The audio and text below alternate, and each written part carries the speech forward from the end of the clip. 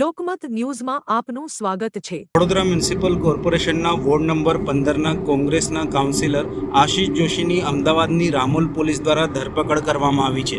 સ્થાનિક સ્વરાજ્યની ચૂંટણી સમયના દારૂના એક જૂના કેસમાં સંખેડા પોલીસ મથકે નોંધાયેલા ગુના સંદર્ભે આ કાર્યવાહી કરવામાં આવી છે। આ ધરપકડના પગલે વડોદરા અને અમદાવાદના રાજકીય વર્તુળોમાં ભારે ગરમાવો જોવા મળી રહ્યો છે। મળતી માહિતી મુજબ સંખેડા પોલીસ મથકે નોંધાયેલા દારૂના એક કેસની તપાસ દરમિયાન આશીષ જોશીનું નામ સામે આવ્યું હતું। રામોલ પોલીસે લોકેશનના આધારે વોચ ગોઠવી હતી। આશીષ જોશી જ્યારે અમદાવાદ તેમના સંબંધીને ત્યાં જઈ રહ્યા હતા ત્યારે તેમની અટકાયત કરી હતી। ત્યારબાદ તેમને કાયદેસરની કાર્યવાહી માટે સંખેડા પોલીસને સોંપવામાં આવ્યા છે। કે રાજકારણ આટલી બધી પરાકાષ્ઠાથી નીચે જઈ શકે, આટલી બધી મનમાની કરીને તમે જ્યારે રિઝલ્ટ આવી ગયું છે, પ્રજાએ પોતાનો મત આપી અને જે સર્વ વર્ણ સર્વ ધર્મ માટે 12 બાળકોને 2 બહેનો માટે જે વ્યક્તિએ ભારતીય જનતા પાર્ટીનો પદ છોડી દીધું હોય અને એ વ્યક્તિ પ્રજાના મતે જ્યારે જીત્યો હોય અને સર્વ ધર્મના લોકોએ જ્યારે એમને મત આપ્યા હોય અને આ એકદમ નિમ્ન કક્ષાની જે હરકત કરવામાં આવી છે, સમગ્ર રાજકારણીઓ જાણે છે।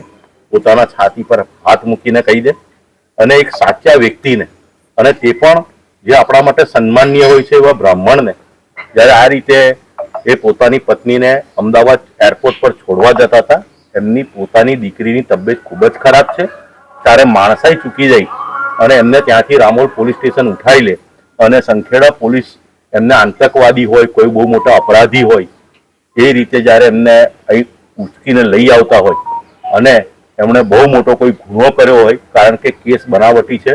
આપ મીડિયા નડિયાથી તળિયા સુધી સર્વ હકીકત જાણો છો અને આપ લોકશાહીનો ચોથો આધાર સ્તંભ છો। જ્યારે પ્રજાને સર્વ ખબર છે અને આટલી પ્રજાએ જ્યારે આટલા મત આપીને તમને બાહુબલી બનાવ્યા છે, તમારી પાસે સંખ્યાબળ હોય તો તમે એક સાચા વ્યક્તિને આ રીતે તમે હેરાન કરો અને આજે એને લોકઅપની અંદર એક સાચા વ્યક્તિએ સુવાનો દિવસ આવે, આટલું હલકટ પ્રકારનું રાજકારણ ના હોઈ શકે, ગુજરાતને શોભે નહીં। અને માનનીય આદરણીય મોદીજી જ્યારે વડોદરા પ્રવાસે આવતા હોય અને હરણી બોટકાંડ પીડિતો સાથે આશીષ જોશી સાથે ત્યારે પણ ગેરવર્તન કરવામાં આવ્યું હતું।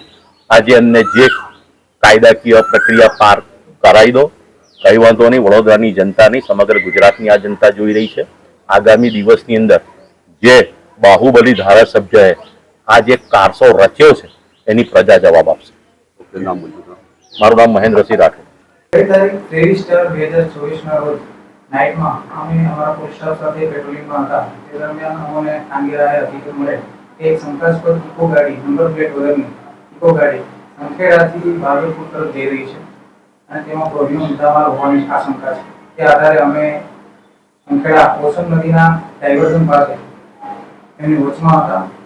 તે દરમિયાન તે સદર્ભ ગાડી, ઇકો ગાડી ત્યાંથી પસાર થતા તેને રોકી ઓર્ડન કરી ચેક કરતા તેમાંથી 299 બોટલ ઇંગ્લિશ દારૂનો જથ્થો કિંમત ₹3,96,773 નો મળી આવેલો હતો। તેનો ચાલક પ્રમોદ કંચનારાયણ પાંડે આરોપી એ ગાડીનો ચાલક હતો અને પોતે આ મુદ્દામાલ 5 બાટલીથી ભરીને લાવેલો હતો અને વડોદરા શહેર ખાતે આશીષભાઈ જોશી મોબાઈલ નંબર 99091353 નાઓને આપવા માટે જતો હતો તેવી હકીકત જણાવતો હતો। તે આધારે અમે પંચોની રૂબરૂ કાયદેસર કાર્યવાહી કરી તમામ પ્રોહિનો મુદ્દામાલ અને ઇકો ગાડી જપ્ત કરવામાં આવી તેમજ આરોપીને જે તે વખતે પ્રમોદ કંચનારાયણ પાંડેને અટક કરવામાં આવેલ હતો। ત્યારબાદ આગળની તપાસ કોસલ પીડી બારિયા સાહેબ નાઓએ સોંપવામાં આવેલ હતી। તપાસ દરમિયાન આરોપીઓના કોઈ ડિટેલ્સના આધારે અમે સદરભુ 2 નંબર આરોપી આશીષભાઈ જોશીની પૂછપરછ કરવામાં આવી હતી। આશીષભાઈ જોશીનાઓ એવી તેમના પૂછપરછ દરમિયાન જણાવ્યું કે પોતે જે આ 99091353 નો મોબાઈલ નંબર છે પોતે જ વાપરે છે અને તેમના પ્રથમ આરોપી પ્રમોદ કંચનારાયણ પાંડે સાથે કોન્ટેક્ટ કોલ થયેલ હતા તે જણાવેલ હતું।